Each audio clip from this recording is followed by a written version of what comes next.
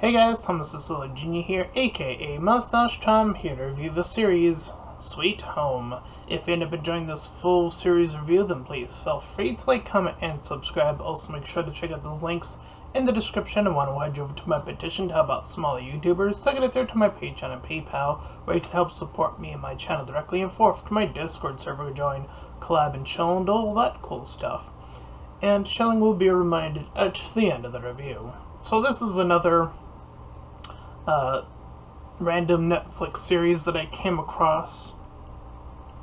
Apparently this is based on a web series of the same name. We follow one Hyun as he is a struggling young man after the loss of his parents and his sister. He finds that he has no reason to go on living. However, before committing to the end of his own life, that is, he looks upon a beautiful young woman and kind of halts his progress of going through with it for the time being. However, after they interact and she just tells him to go elsewhere and perform his act, when he returns to his room, it's not too long after where other residences in this building complex are engrossed in this sudden infection where some of them begin to transform into beings of, as they are referred to simply as monsters in this. With that, and with a newfound purpose, seeing these two kids being trapped on a lower level, he decides to team up with this other guy, Hyun, very similar name to his own, in order to rescue them. Shortly after doing so, it's a recipe for the survivors of this building facility to try to hold out as long as they conceivably can as other monsters that were once humans begin to encroach upon their building. And we have quite a variant of creatures that appear throughout this series, from the initial one that is just this woman that turns into a more demonic version of the woman. We have a tongue-based creature. We have a giant one that pops up a little bit later. We have a spider one that appears. We have a more bug-related one later on as well. And throughout the entire ordeal, a lot of them, the people remaining in the house, are trying to just figure out what they can do. Among them, the main character Hyun in himself is also eventually called upon this curse, as they keep calling it now, as they learn more information about what is going on. Apparently, if you give in to your deeper desires, this is what becomes of you. You will eventually transform. But after a set amount of time after the initial transformation, apparently you will become what's known as, later on, as a hybrid creature between human and demon, or monster rather. This ends up happening to the main character, no surprise there. But in the time being, we have other characters essentially kind of either doing their own thing or trying to integrate themselves into saving other people and their own siblings, and so on and so forth.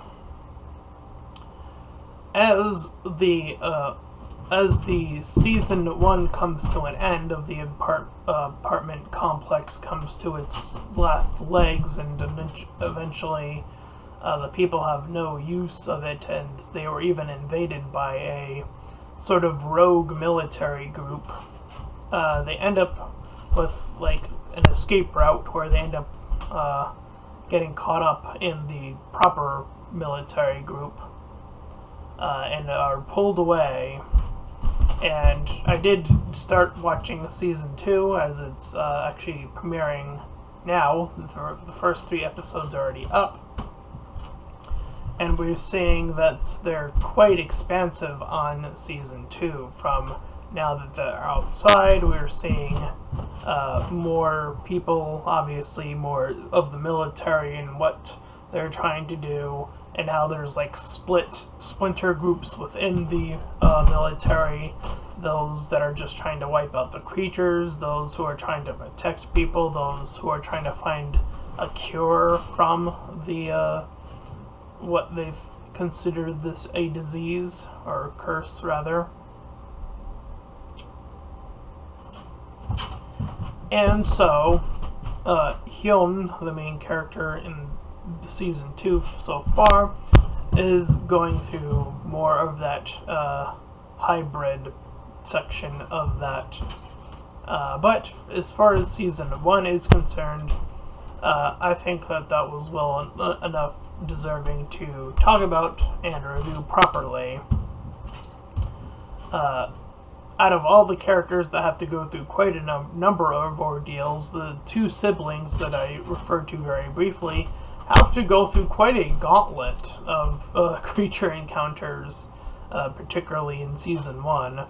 From the giant creature straight into the spider creature, and then they get a little taste of this hearing creature that it loses like its upper half, and then it can only like listen to them through its one good ear.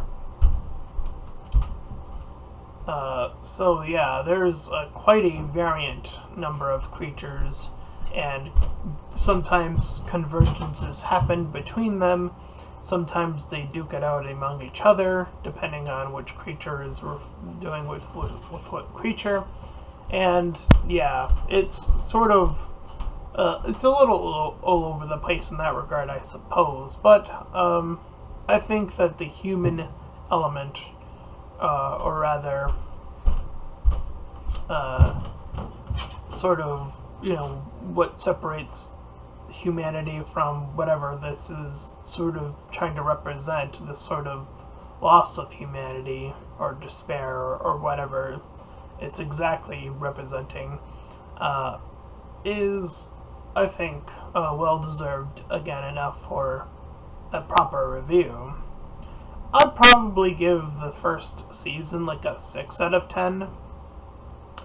I do feel like the pacing, from what I could tell from the little Wikipedia thing I saw after the fact, I think they really condensed it significantly. Apparently, like the whole season was like several chapters worth of content. Apparently, now I know that is incredibly long, and I do admit that, yeah, that does sound like it could be cut down tremendously, but I don't know if this was the proper extent to cut it down to. I can't say for sure. There definitely does seem to be a quicker pace here within what I've seen of season 1. Season 2, it's kind of harder to say, since I'm not sure where the story's going to go exactly. But season 1 was very much more streamlined, at least in the sense of the whole keeping it confined within this apartment complex. But now that has been done away with, and now that we're dealing with a larger scale group of people, it will be interesting to see where they'll sort of go and expand upon maybe some of our remaining group of people that are still alive, or some of these newer characters that are entering into the picture. But that's a wait and see in terms of season 2. Anyway, again, so for season 1, I would give it like a 6 out of 10. I think it's good enough to go on and check out. And if you end up enjoying this full season review, then please feel free to like, comment, and subscribe. Also, make sure to check out those links in the description. One will head over to my petition to help out small YouTubers. Second, a third to my Patreon and PayPal, where you can help support me and my channel directly. And fourth, to my Discord server, where you join, collab, and chill and do all that cool stuff. And until next time, everybody, bye-bye.